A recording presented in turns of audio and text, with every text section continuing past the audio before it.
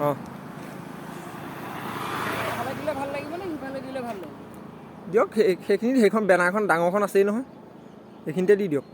এইখিনি দিলে সৈখিনিত এখন দি দিম, মানে আদৰণি হেৰি জোৰ হৈ যাব আৰু জৰা চলা হৈ তাৰপৰা উঠাব লাগিব।